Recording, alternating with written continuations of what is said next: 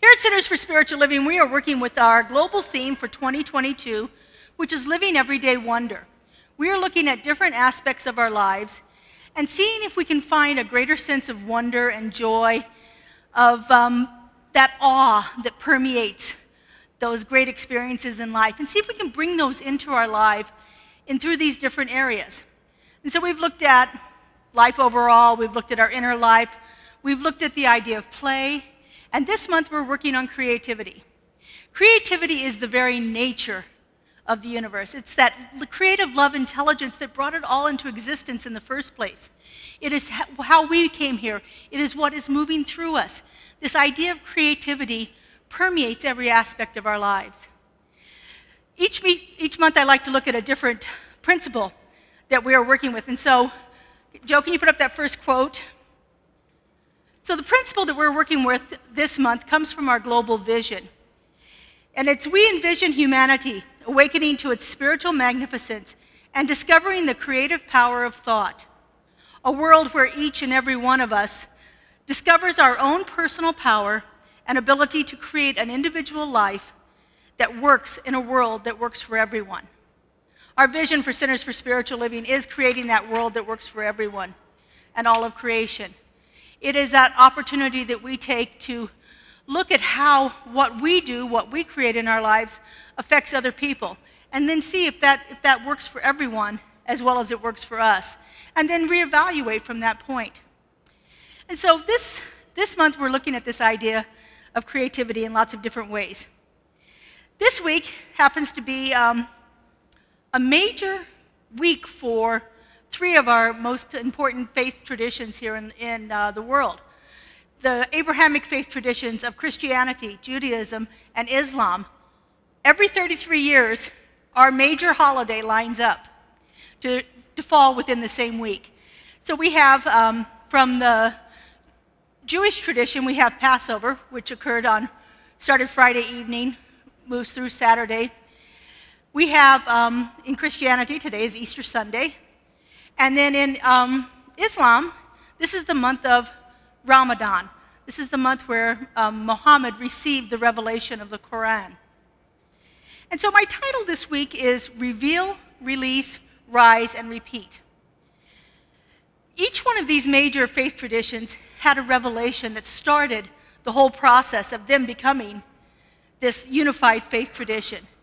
In each one of these, there are common threads of truth, and that's what we like to focus on here at Centers for Spiritual Living. We like to look at the things that are similar in each one of the stories.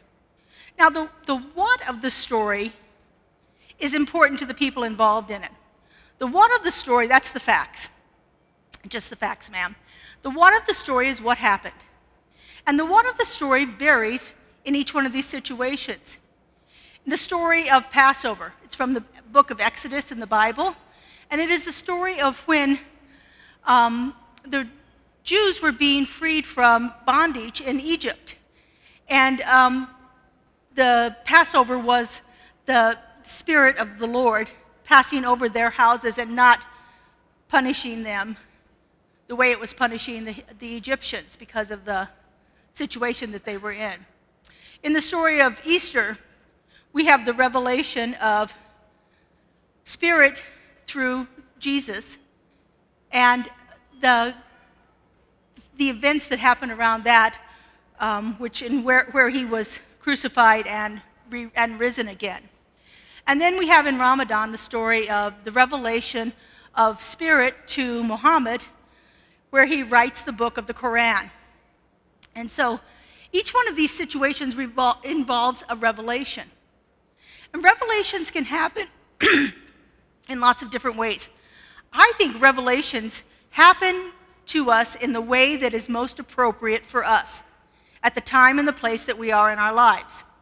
So for instance, with the Jewish people, they had spent many, many years being subjugated by a more powerful force. And so they were looking for someone to save them. They were looking for someone to come and get them out of this situation.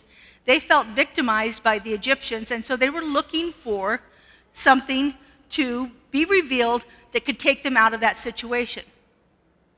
In the case of the Christianity with Jesus, Jesus was looking for connection.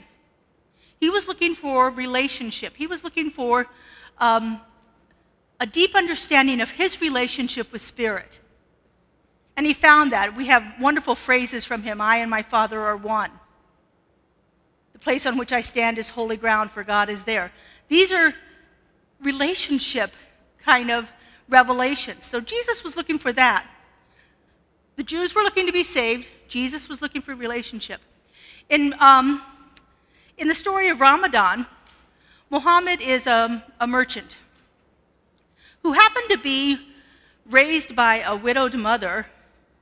And so he was considered at that time, because back in 500 AD, there wasn't a whole lot of value put on women. So since his father died, he was considered an orphan.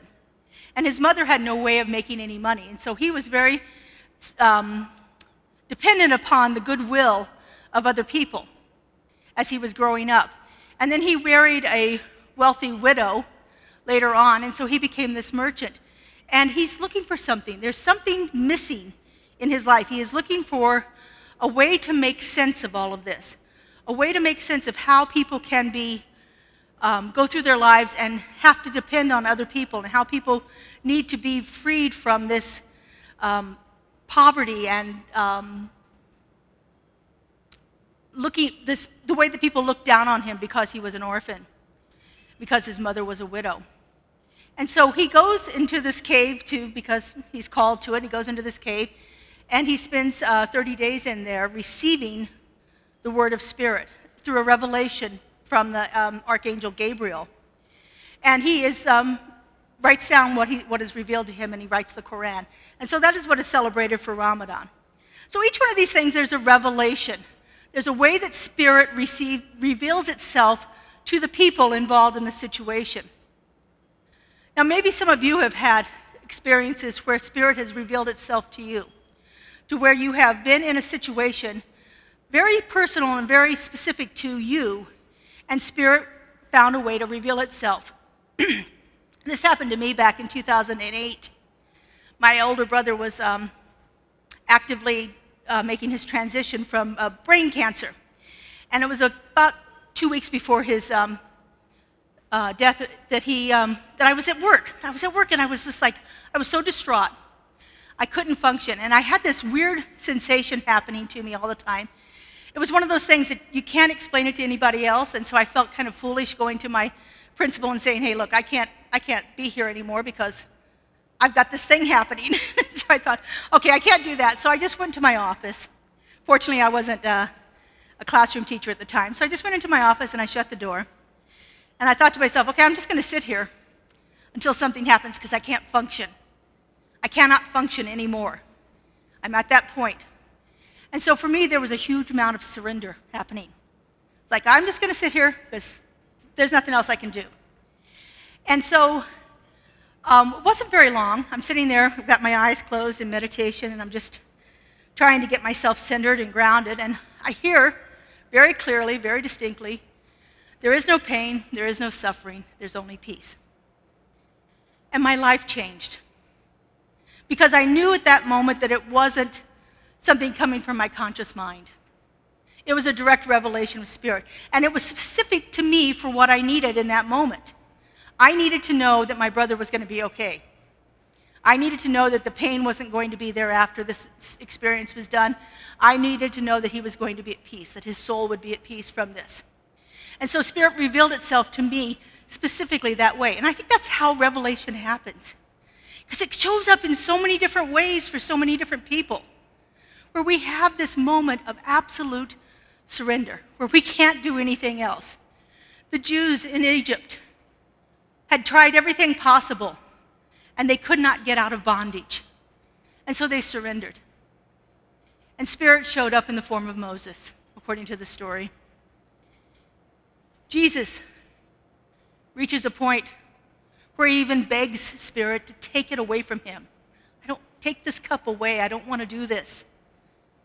But he surrenders, and Spirit is revealed through him, to the point where he could say the very last words out of his mouth, Father, forgive them, for they know not what they do. Muhammad needed something to help him make sense of his life. And Spirit revealed itself through the form of the Quran, through the words that are written in that powerful book that brings so much comfort to so many people. We have these opportunities throughout our life for revelation to happen. And as I said, I think surrender is a big part of that. I think we need to step out of the way and release that need to control it, the need to make it work the way we want it to work, the need to have it fill that void that we're seeking for when we think it's one thing and it really is something else. Through all of our addictions, through all of our habitual behaviors, we try to fill those voids when sometimes all we need to do is let it go and turn it over to something else. And so we have this idea of truth being revealed to us. And then once it's revealed, we have an opportunity to release the things that we've done before, to release the behaviors and the habits and the thoughts that have existed for so long in our being. We have that opportunity to release. After revelation comes release. And we release those things that don't serve us. We release those things that are untrue, those things that don't serve us anymore. When the Jews left Egypt, they, for the most part, released the idea of bondage. You notice, if you follow those stories a little bit further, some of them had to come back to it because there was too much fear there. There was the fear of the unknown, and so they would revert back. And then Moses would do something else, and he goes up onto the mountain, brings down the 10 Commandments, and tells them what to do. Because they needed that. That was what they needed to help them release these ideas of bondage and to embrace a more free life, a life where they could live the life that they're wanting to live. Jesus looked for that relationship with Spirit. That was most paramount to him, was building that conscious connection with Spirit. And then letting others know that they could do that too. He gathers a group of people around him, and he allows them to experience what he's experiencing from a distance so that they can then go forth and talk about it to other people. So the apostles move forth from that afterwards, and they get to this point where they're just at peace with things, that things are starting to work better for them because they have that understanding. They have now had Spirit reveal itself through them. There are many stories in the New Testament about the revelation of Spirit to each of the apostles and how it goes through that. Muhammad needed to release the ideas that he had about how life should be. He could not move past the impoverished life he had as a child until he released those ideas and embraced an idea of freedom and abundance and joy in his life. And he found 5 principles that you could practice to do that. One of the very first principles is charity, giving to the widows and the orphans. He actually brought it forth into the experience. It's one of the 5 pillars of Islam. Each time that we have that opportunity to take what has been revealed and then release what no longer serves us, we then have that opportunity to rise in consciousness. We have an opportunity to transcend those experiences that we've had to get to a place of more freedom, more peace, more ease, more love, more joy, all of those qualities of the Spirit that we are looking for. We have that opportunity to rise up in consciousness. But it takes practice. It's not a one-time thing because Spirit will keep revealing itself through us. These massive stories that we have that have influenced so many people throughout our world for the last 4,000 years since the first Passover story.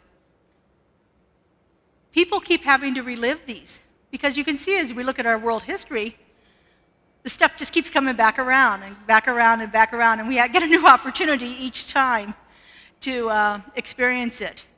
The Jews did not leave bondage behind after the first Passover. They left a little bit of it behind in Egypt, but if you look at the history of the Jewish people, there has been one incident after another of bondage. And so there's still some revelation there for them to have happen. I know that there are still some things that need to be released as a collective consciousness to allow themselves to experience a greater freedom. We wouldn't be experiencing it in our world if it wasn't happening. And this isn't just specifically for the Jewish people either. This happens all over our world all the time. We have it happening right now in Ukraine, where one more powerful force is trying to dominate another force.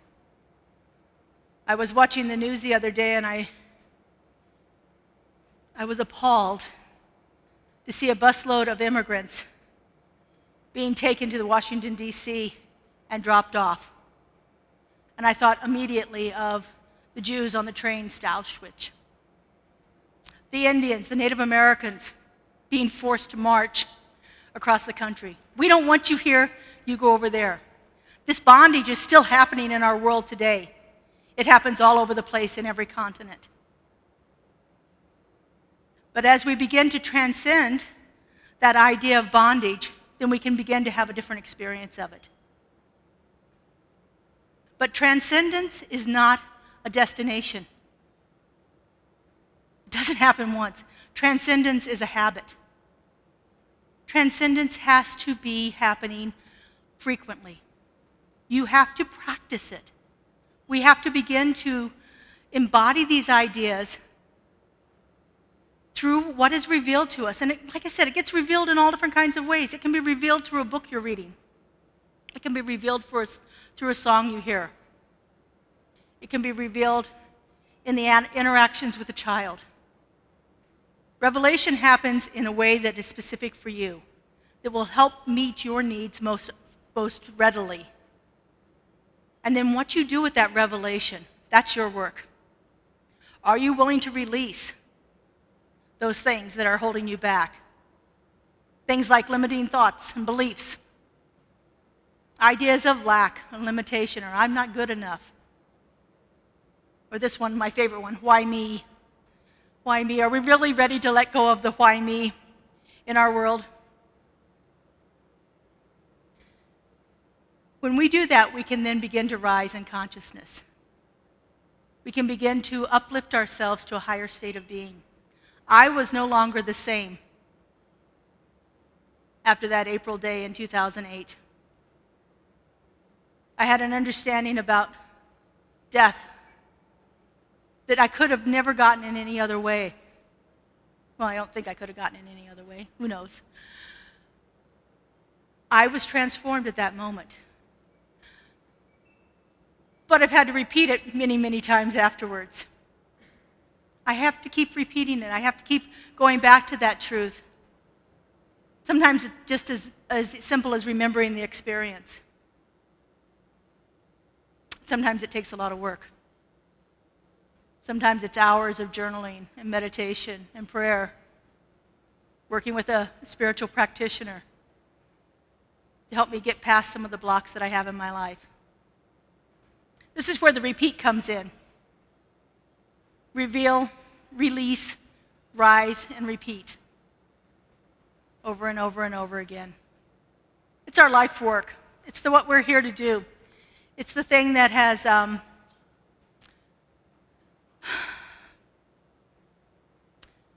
thing that has worked best in my life. It's the thing that I've seen work so well in other people's lives. And as I said, it just depends on the situation. Are you ready to allow that creative love intelligence within us to express itself through us in a way that you can hear it, and then take action on what you're called to take action on, to release those things that are limiting you, that are hindering you, that are holding you back? And then are you ready to transcend it, to get to a higher state of consciousness? It's often said that we're on a spiral of evolution. And that spiral, as it moves around, we have a problem right here. And we see it at this lower level of consciousness. But as we move up on that spiral, our consciousness is evolving. And so eventually we're able to actually look down on it and see it from a distance and understand it more clearly. revelation, release, and rising up in consciousness. I think that's our world work. I think that's what we're here to do. For each one of us individually, I think that's what we're here to do as a collective, as a society. I know that's what we're here to do at Centers for Spiritual Living. That that's what our mission is to allow ourselves to know truth, to release the old things that don't serve us, and to rise to a higher state of consciousness. It's big work, my friends, and I know that each and every one of us is up for it.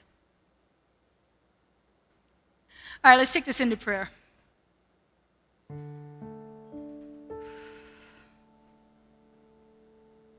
And so if you're unfamiliar with our prayer, we do what we call spiritual mind treatment, which is affirmative prayer.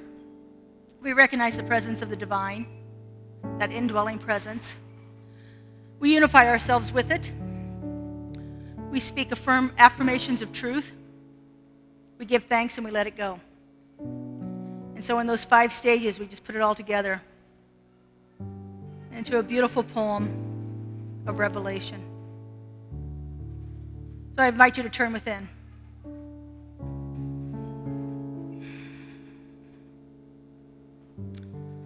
I tap into that heart center, that place within me where I feel that presence, where I feel it moving through me every moment and every day. And from this place, I know that there is only one. You know, there's one power, one presence, one divine creative love intelligence, one source of all that has brought everything into existence, that through its own essence and its own energy and its own power and its own wisdom, the divine creator brought everything forth into existence.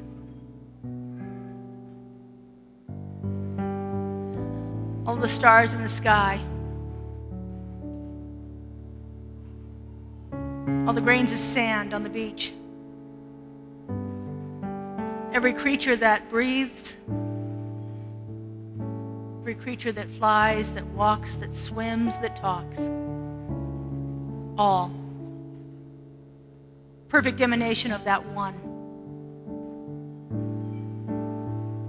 And because I know there's only one, I know that I am one with it. That divine loving creator is in me, moving through me, as me, in all that I am and all that I do. And because I know this is true for me, I know this is true for each one of us.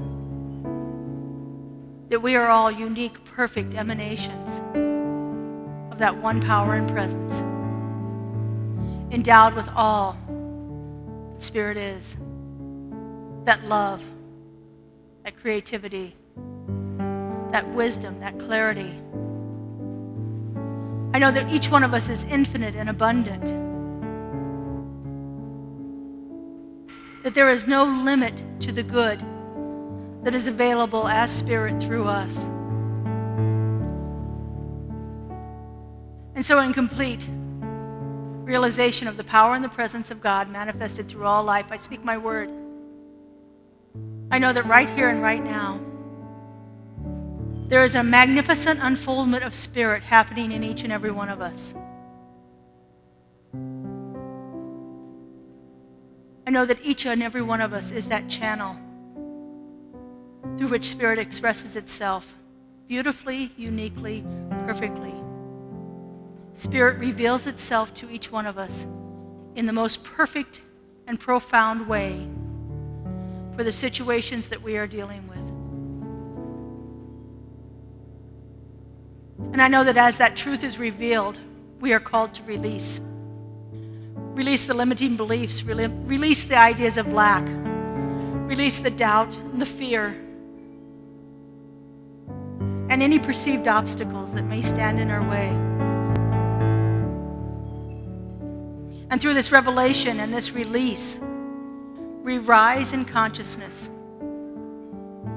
We transcend our old habits, our old beliefs. We transcend the doubts and the fears. And we rise to a greater state of consciousness, a greater state of wholeness, a greater state of abundance, a greater state of love. And I just give thanks for this. I give thanks for this knowing.